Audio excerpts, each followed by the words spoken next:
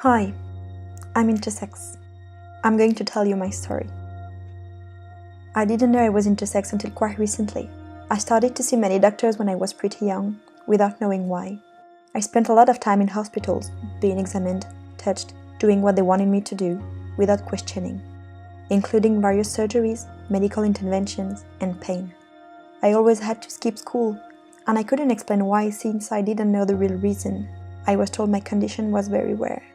I never thought that my doctors and parents would have hidden anything from me. I learned a few years later that my story was actually quite common, and that lots of intersex people struggle with medicalization of their bodies.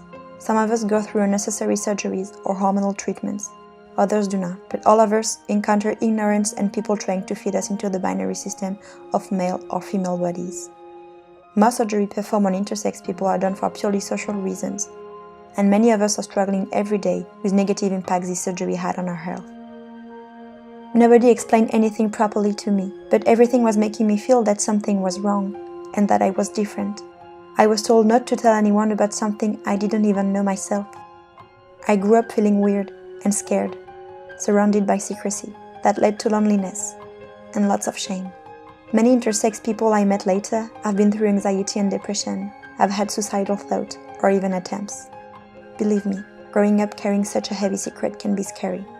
I discovered I was intersex when I was entering adulthood from pieces that I collected based on my history and with help of my good friend Internet. For the doctors, I was called a DSD, a disorder of sex development, and I thought I would never be able to tell anyone that shameful story, that I would never meet anyone else like me. I felt like a weird error that didn't belong. I heard a few years later that many intersex people are fighting to learn about their personal history, and it usually feels like a quest.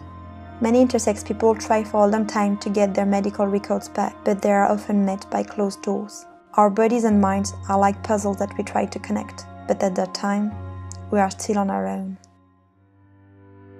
But one day, I met another intersex person, and we shared a lot.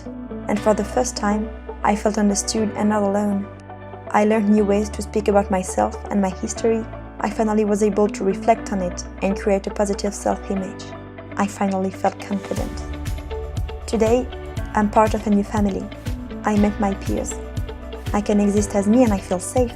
In the intersex community, people come from all over the world, are of all ages, have different stories, experiences, and gender identities.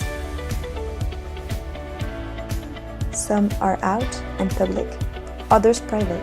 We share and create new energies. I went from being an I to being a we. We are the I that stands for intersex. We are here, we exist. Intersex people are born with sex characteristics that does not fit the typical definition of male and female bodies. But being intersex is also about sharing a common experience of medical invalidation. But guess what? We are not rare. We are at least 1.7% of the population. Being intersex is not a medical problem. It's about a large group of people having our human rights violated. And we are urging for a new understanding of human diversity, free from the binary system. It means the end of intersex genital mutilation and pathologizing treatments in general.